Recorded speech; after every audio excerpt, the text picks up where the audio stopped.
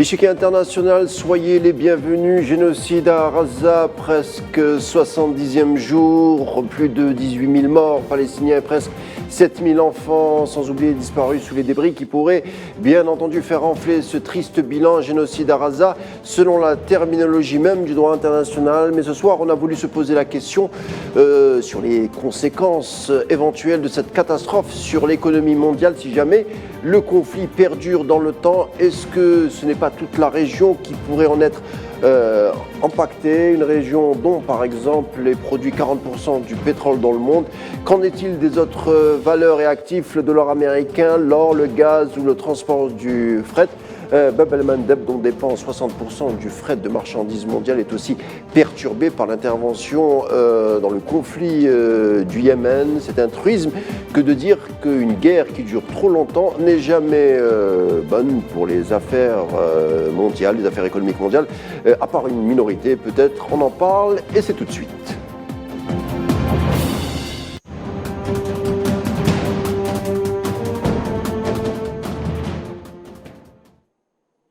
Génocide à Gaza, on l'a dit, quel impact pour l'économie mondiale? Et pour en parler, j'ai le plaisir de recevoir Omar Aktouf, professeur émérite à HEC de Montréal, auteur aussi.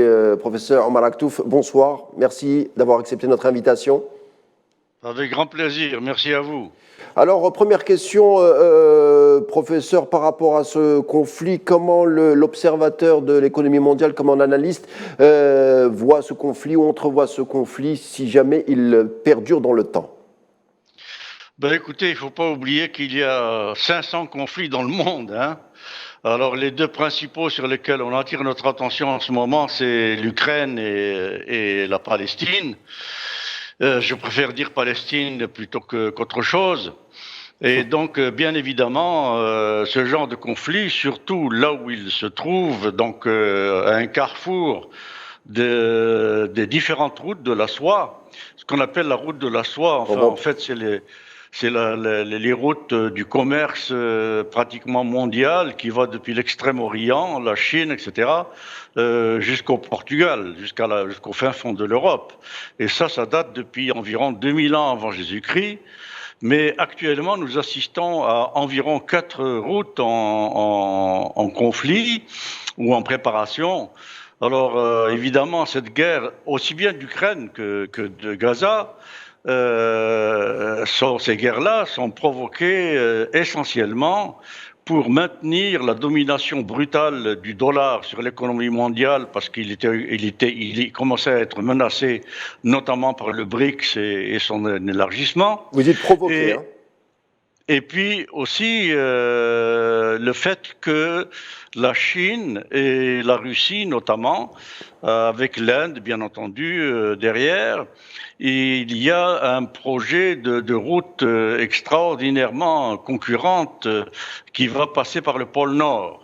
Alors avec donc le réchauffement climatique et la fonte des glaces, etc., devient possible maintenant pour la Chine et la Russie, qui possèdent la plus grande partie du contrôle géographique sur cette région du pôle Nord, où il y a énormément de réserves, et aussi qui va raccourcir considérablement et augmenter considérablement, proportionnellement, les échanges qui vont passer par cette route, donc avec Vladivostok. On va en parler.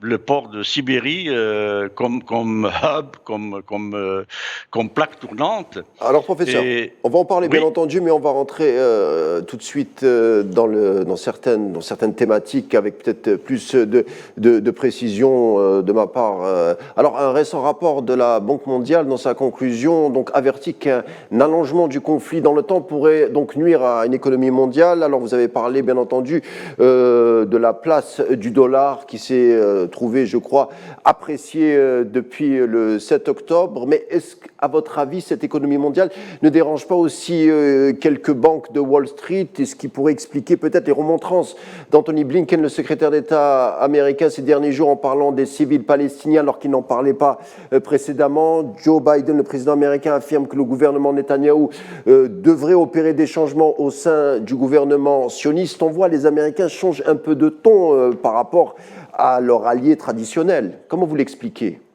Eh bien entendu, ça fait suite à ce que je disais tout à l'heure.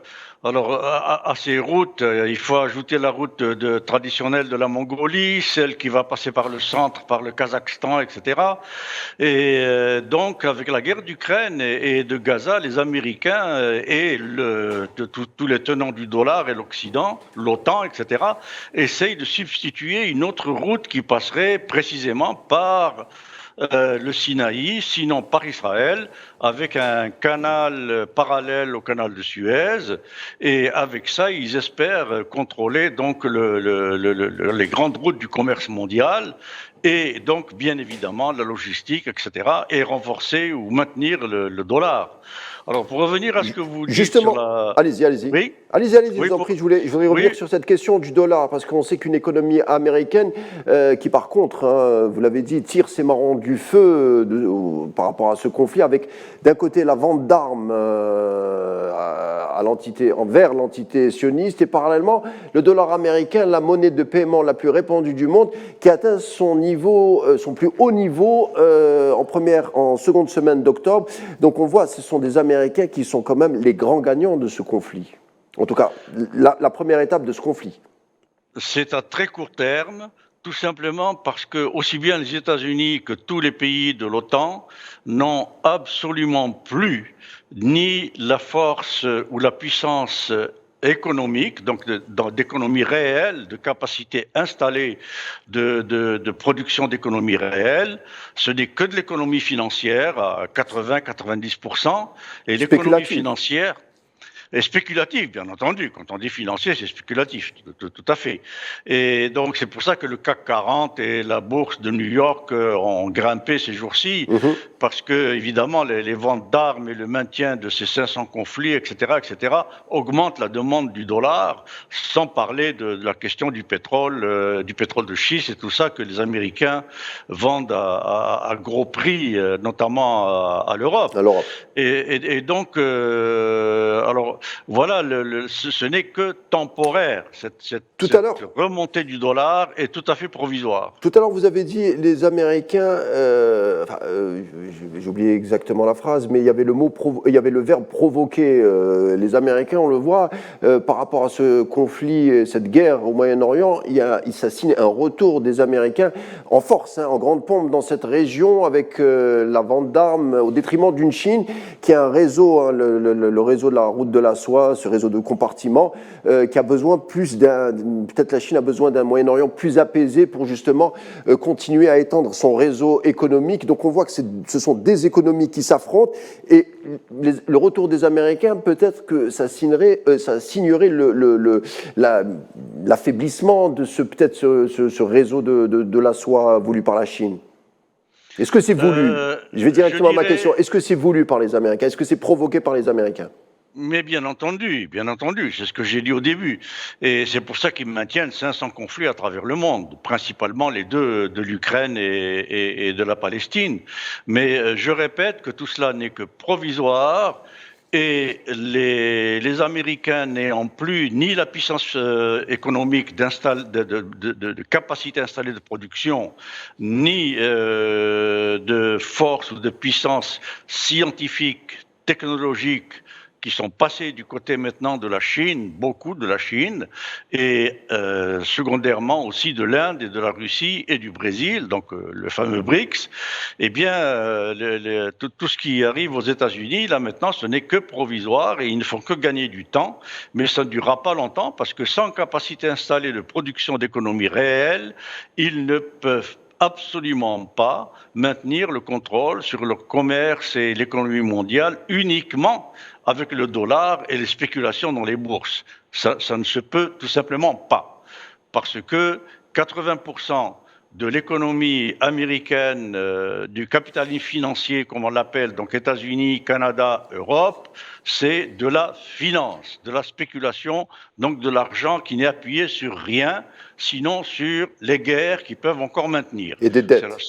C'est la seule puissance qui leur reste, c'est la puissance de feu, mais elle ne va pas durer, puisqu'on voit bien que déjà la Chine et la Russie arrivent avec des armes qui commencent à, même des porte-avions, qui sont complètement différents de la configuration des porte-avions classiques, notamment les Chinois avec une plateforme en courbe qui raccourcit la distance de décollage et d'atterrissage et donc la capacité d'utilisation d'avions de chasse, etc., etc.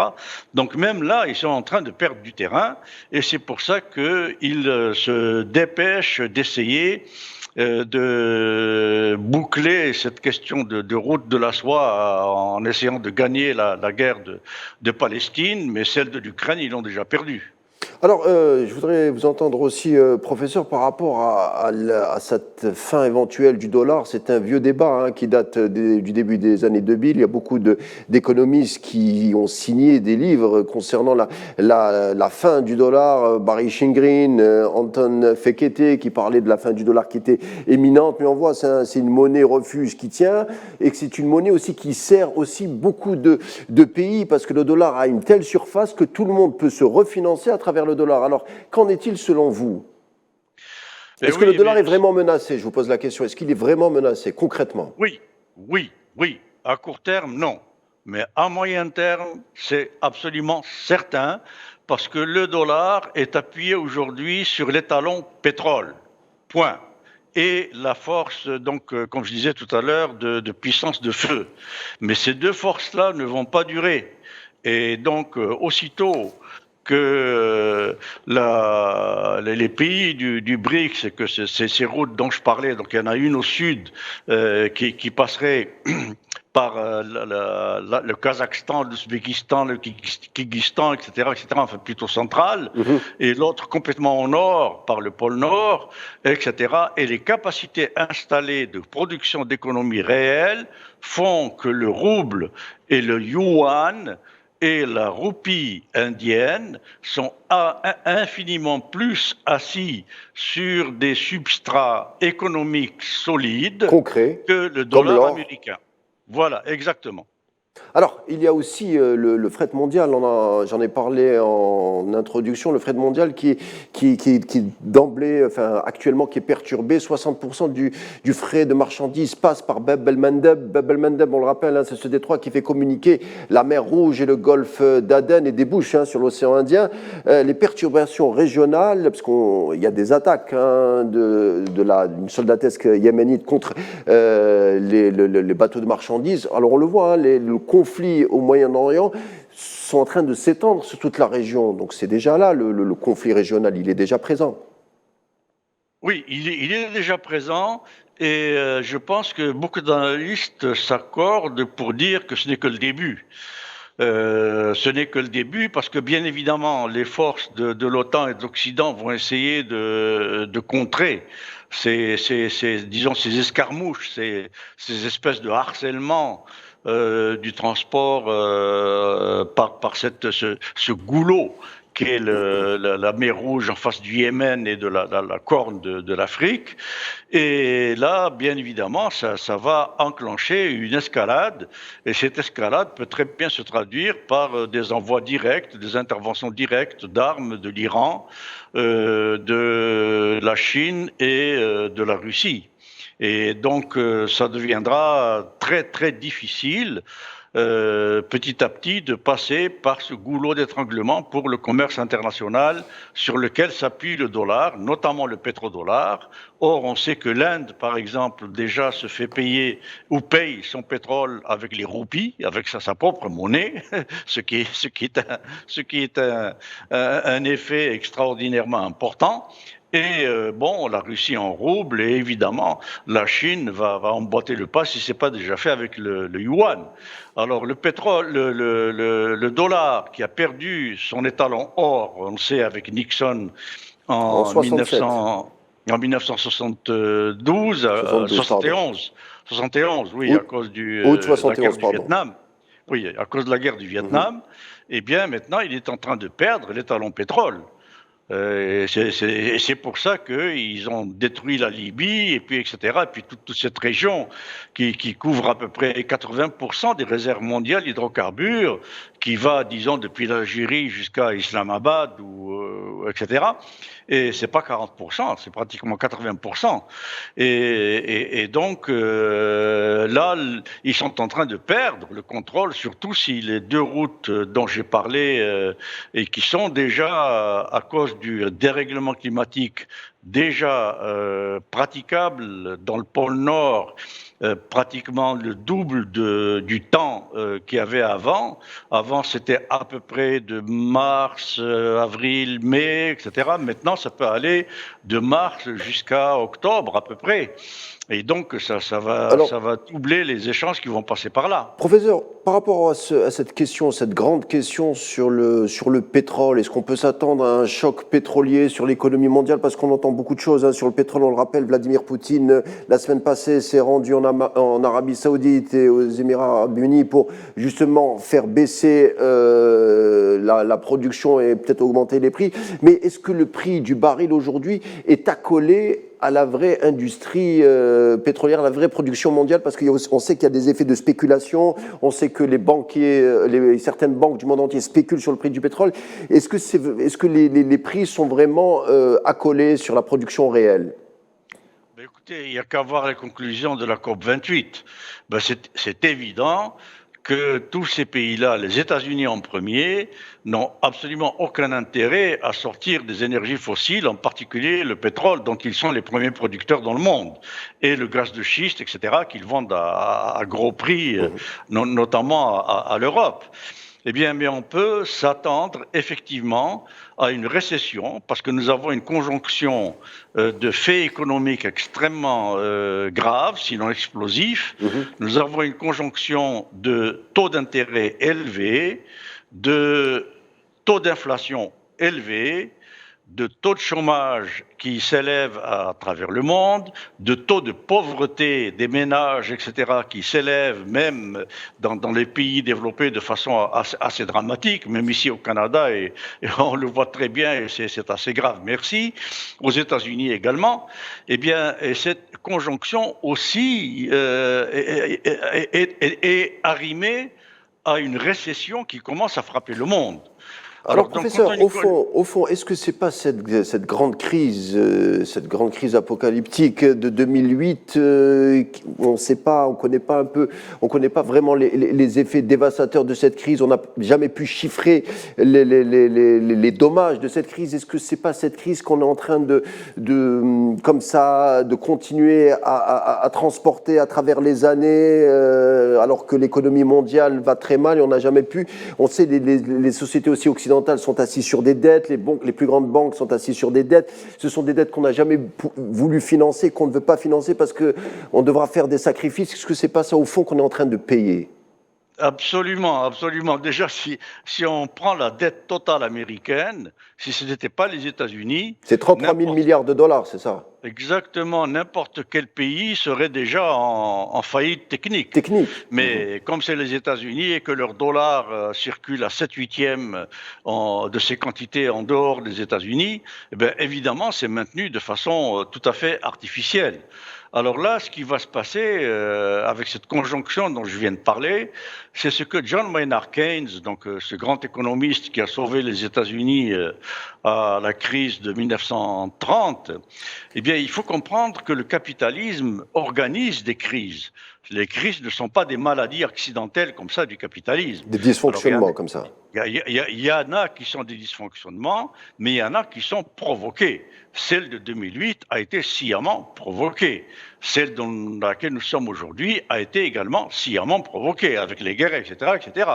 Et donc, les crises permettent au capital de renforcer sa position à travers le monde et dans les pays dans lesquels il sévit, parce que tout simplement, à chaque crise, il affaiblit les syndicats, il affaiblit les travailleurs, il affaiblit les États et il affaiblit l'économie en organisant une paupérisation qui fait accepter aux citoyens, etc., ce qu'on appelle des sacrifices, c'est-à-dire des salaires de moins 20%, moins 10%, moins 15%,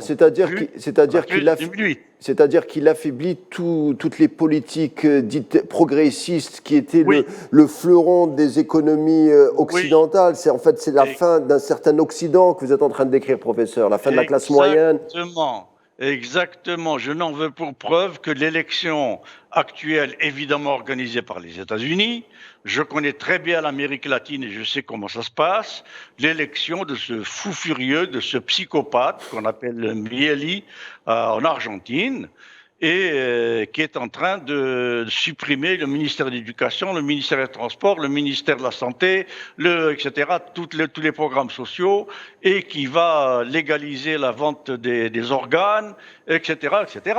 Alors tout ça, ça fait que le capital renforce son pouvoir sur les peuples, sur les gouvernements et sur tout ce qui peut se dresser sur son chemin de multiplication infinie de numéraire et d'accumulation. Mais la conjonction explosive dont je viens de parler de tout ça, ça ne s'est jamais vu. Là, on va vers la conjonction pratiquement d'une surchauffe et une stagflation. Alors la surchauffe, c'est quand il y a inflation et que les gouvernements sont encore demandeurs d'argent. Or, quand on a tous ces conflits dans le monde, tous les gouvernements sont demandeurs d'argent et donc empruntent en banque. Oui. Et ce qui se passe, c'est que quand on a en même temps stagflation, la stagflation, c'est inflation et baisse des prix. Ou, pardon, inflation, excusez-moi. Inflation et baisse de pouvoir d'achat. Bon, donc, et taux d'intérêt très cher, c'est-à-dire les taux d'intérêt bancaires qui augmentent. C'est-à-dire pour se financer, ça devient très difficile, c'est-à-dire même pour relancer une entreprise. Exactement, ce qui provoquerait. Alors, oui, je disais donc la stagflation, pardon.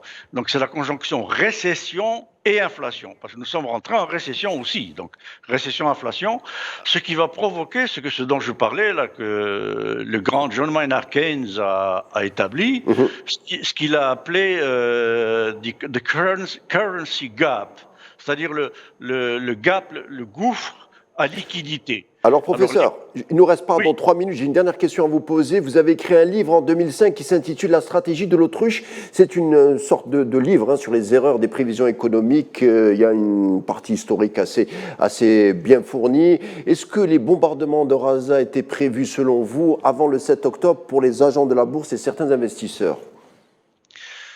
Ah ben, écoutez, les bombardements de Gaza en soi, c'est sûr parce que... Par certains initiés, on va dire. Ah oui, non, certains initiés, c'était écrit dans le ciel, comme on dirait, tout simplement parce que les États-Unis et les pays de l'OTAN ont absolument besoin de contrôler deux choses, la fameuse route de la soie et l'étalon pétrole. Professeur Omar Al-Maktouf, merci d'avoir été des nôtres. Je rappelle que vous interveniez à partir de Montréal. Merci pour vos explications et vos analyses. Quant à moi, je vous remercie, chers téléspectateurs, d'avoir suivi encore une fois l'échiquier international, numéro que vous retrouverez demain, même heure et même chaîne. D'ici là, portez-vous bien.